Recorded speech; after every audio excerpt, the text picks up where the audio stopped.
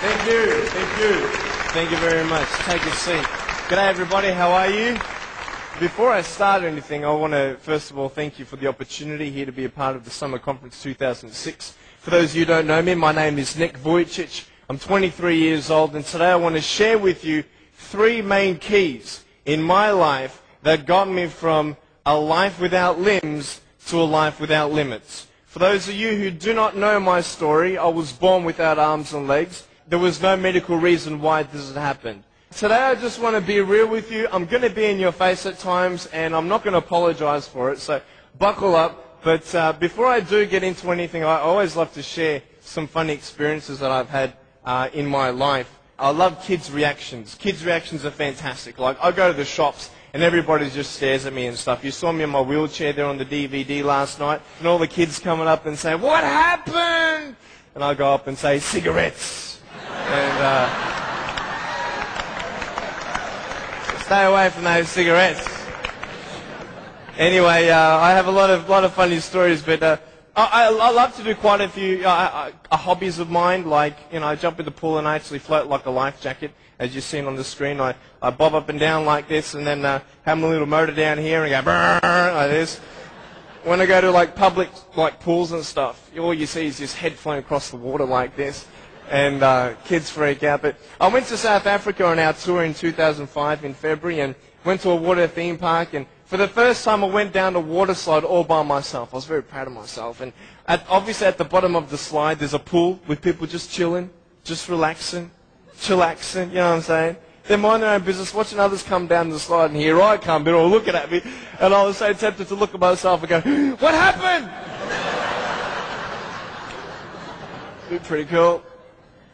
But look, the funniest story I can tell you is when I'm in a car. Obviously you have no idea that I have no arms, no legs. You just see my beautiful, sexy face. And we're at the red lights, and this car pulls up next to us. This girl's looking at me.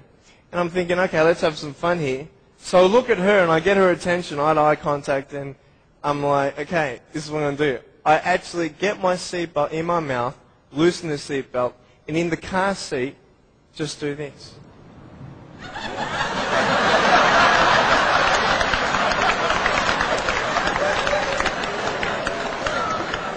You should have seen her face. She was like, "You're freaking me out, man. Green light, quick, quick." All right, one more trick before we get into my story. I have a phone up here. And what I'm actually going to do is I'm going to flick up my phone onto my shoulder. Now, this does not happen the first time, but what happens when you fail? Very good. What happens when you fail? Very good. Can someone give me a sound for a ringing phone, please? Very good, very good. Thank you, thank you. Here we go. I'm coming!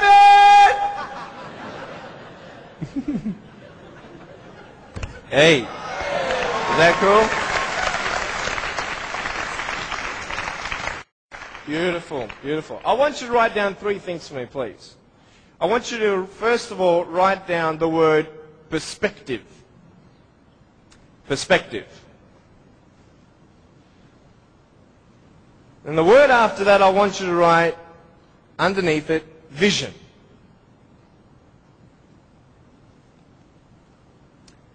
And then underneath that, I want you to put choices. So perspective, vision, and choices. This is what I'm going to be speaking about. I'm going to be real with you and start from the beginning. I was born in a blessed country. I was born to parents with the support I needed. You see, when I was born, it was such a tragedy. It was such a great shock to everybody. We had ultrasounds done when Mum was pregnant with me. I was her firstborn. And my mum made sure that we had the best doctors in Melbourne. My mum was a nurse and delivered hundreds of babies before I was born. She knew exactly what to do and what not to do in her first pregnancy. Yet, having all these precautions, this happened. And anybody who saw me and saw my parents automatically thought that, hey, this is a bad thing. And I mean, for anyone to say that would be a good thing, that is not sane. That would be insane. To say that, hey, congratulations, your baby's born without arms and legs. It was such just a pause in their life where they couldn't breathe. They couldn't fathom. What kind of life is their firstborn son going to live? Without arms and legs, he can't even feed himself. He can't even dress himself. Doctor said I would never be able to stand up, let alone jump around. You know, I'm so thankful that they knew nothing until I was born. Because imagine if my parents did know, and they would have what? The option of abortion. And the majority of the doctors, I believe, would encourage such an act. Why? Because what we see in this child's life is not going to be a good quality lifestyle for you and your child. And the wisest thing you could do is abort. Well, hey, who knew? Who knew that I would become a 23-year-old professional motivational speaker, speaking to 1 million people all around the world, starting schools in third world countries, building hospitals in the future and orphanages and all that stuff. We sponsor 43 kids who don't have food, fresh water and all that sort of stuff. And that's just the beginning. I'm a real estate investor. I'm a stock market investor. I love options trading. That's becoming one of my professions. I love real estate investing. I love the fact that we can make money doing real estate developing. Make our money, make more money. I love that fact. I love the fact, though, above all, that I can give the world something that others cannot.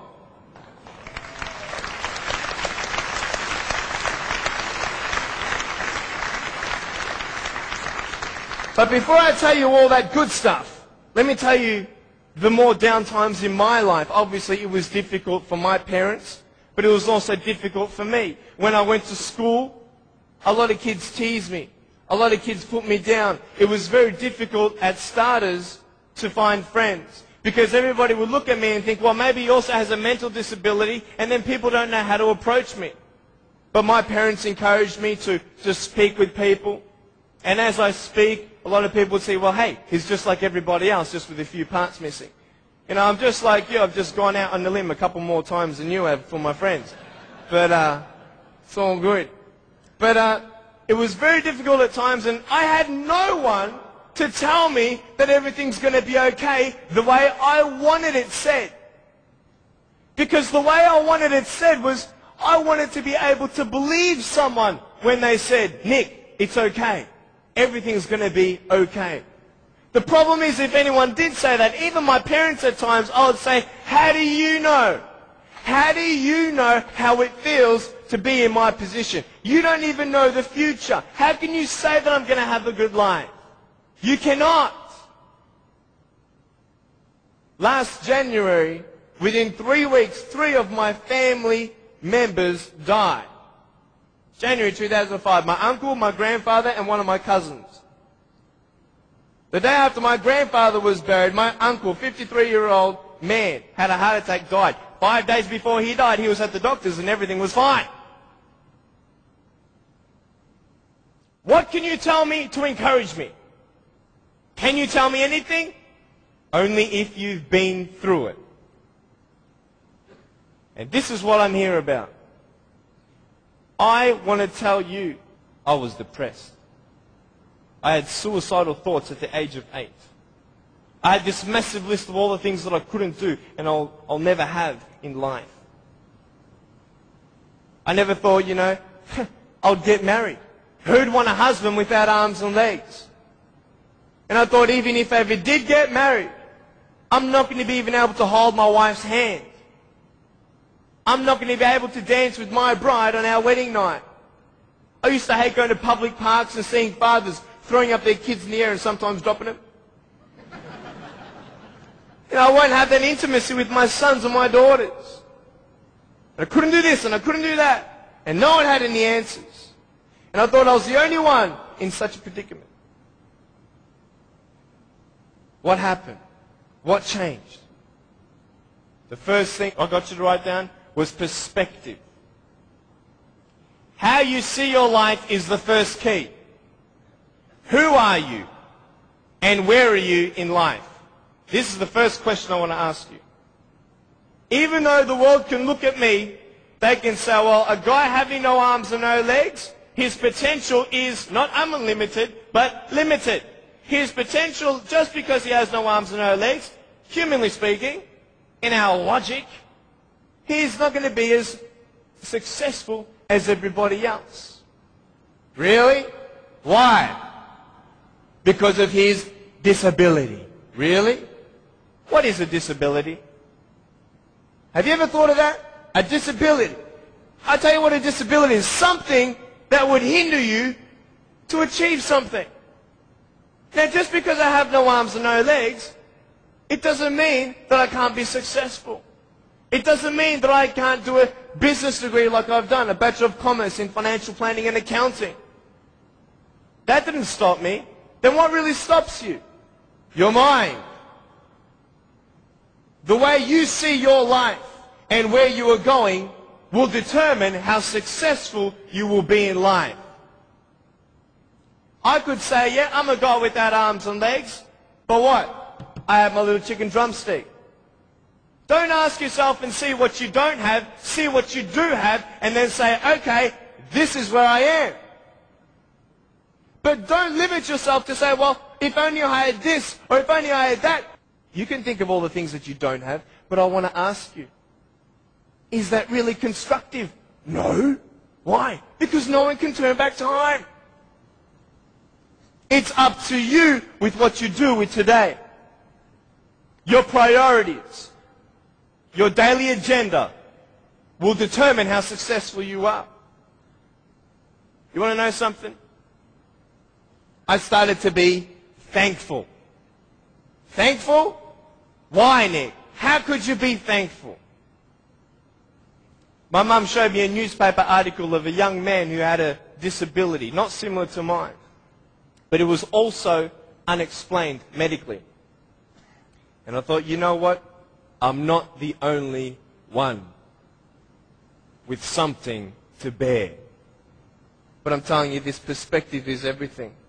Giving yourself enough credit. Write this down. Give yourself credit. Even if the whole world told me that, Nick, you have no arms and no legs, you're not good enough, you're not going to reach your fullest potential, and even if you do, it's not going to be compared to anybody else's potential because you have no arms and no legs. Even if the whole world has that discouragement on you or their view on you, you don't have to believe them. You get it? You don't have to believe others' opinions. Because it's just an opinion. If a doctor comes to you and says, hey, I'm sorry, you've got cancer. What are you going to do? Get a second opinion. Right? Why? Because you want to make sure that he's right. You want to know exactly how much you have to live and what's going on. Well, why not get a second opinion when people put you down? Why not get a second opinion when your family thinks you're dreaming? Tell him he's dreaming.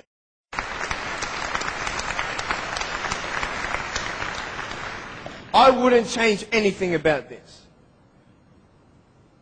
I don't see this as a disability. I see it as a gift. Do you want to know why? It gives me the greatest joy to know that I may not have arms and legs, but I can give teenagers who are trying to commit suicide. I've seen it, slashing their wrists, taking pills, ODing, everything, because the world is looking for hope. And I wouldn't change a thing because I can give them that. This is just the beginning. I'm only 23. I'm only 23. First thing, be thankful. Know where you are. Now, when you establish where you are in life and who you are in life, and you give yourself a little bit of credit, do you know how I gave myself credit when I was 7 years old? Check this out. I just remembered this last week. Some people at school were teasing me for how I looked. I looked at myself in the mirror. I said, yep, I don't have arms and legs. They're right. But I said, look at my eyes. I told myself, look at your eyes. You got beautiful eyes, young man. I said, you are hot. I said, no one can take that away from you. Your eyes. If it's only your eyes that you can concentrate on, then concentrate on that. Do you get the message? If you find one positive thing about your life that no one can argue with, then hang on to that and go from there. Now, where are we going? Once you establish where you are and hang on to the positive things, the assets that you have, then expand on that. Stop thinking of what missed opportunities are out there. Because then you'll miss more. Where are you going? Vision. Vision. What is your vision? Everybody here today has come to the conference so that you might be better equipped to live your life to its fullest potential. In some way or another. Finances. Sure. Great. Wonderful. I have a business mind. I love trading options. You have no idea. It's one of my hobbies, but it's actually becoming a steady income for me. And I love it. And wherever your goal is, let it be. But let me tell you something scary about your fullest potential. The day you believe you reached your fullest potential is the day you haven't. Write that down. The day you believe you've reached your fullest potential is the day you have not. Because you still have today. You and I know that we can make choices to either better our life or put our life in a worse position. Where are you going? Is it big? Zig Ziglar says, aim your goals and dreams to the heavens, so if they miss, they're still up there with the stars. I'm dreaming big. You have visions. You have goals. I want to tell you something very exciting. I can tell you right now, I'm actually going on Oprah Winfrey's show. How awesome is that? She just doesn't know about it yet. Why not? The only limits I have in my life are the limits I put on me. Or on myself. I want to live a life with no limits. Visions beyond comprehension. Another vision I'll share with you. I'm going to be starring in a big screen cinema movie. It's going to inspire millions around the globe. No, we haven't started. No, we don't have cameramen. No, we don't have a script. But it's coming. Not in my time, but it's coming. I want it now, but it's coming. You want the diamond now, but it's coming. It's coming. It's coming. If you keep on going forward. It's simple. Really simple. Right? See this phone? If I want to get to the phone's not going to move. The diamond's not going to come to you. You've got to go to the diamond. I'm going to go to the phone. It's going to come as long as I keep on moving forward in baby steps. It's not like I'm going to, start meditating and going hum and start floating, right? And then go across. No, I've got to go one step at a time, one step at a time, one step at a time. Vision. Reaching your fullest potential. That's what I want. Isn't that what you want? Yes. Yes. But how lazy are we? How lazy are we? I'll tell you, I've got the biggest vision. I'm writing a book called No Arms, No Legs, No Worries. I love that title. But the thing is, the book's not going to be written until I write it. Does that make sense? I have to write it. But not yet. Write this down. Do not put off the things that you can do today. Stop procrastinating. But with that, we're all guilty of that.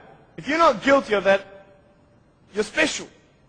Because I believe I'm guilty of it, and a lot of people are. I'm a procrastinator. But if that's what you value so much, you will automatically have that motivation. Well, I had that motivation, Nick. Nick, you wanted to write your book at age 19. I can tell you, yes, I did. 4 years have passed. I did 4 chapters. And then I read it, I'm like, that's crap. Let's start again. I've got nothing now. But you know what I realized? Imagine if my book was written when I was 19. How much have I changed in the last 4 years? How much more do I know? How many more experiences will I be able to share with the world when we sell millions of copies of No Arms, No Legs and No Worries? There's a perfect time for everything. Not now, but it's coming. Perspective, vision, and choice.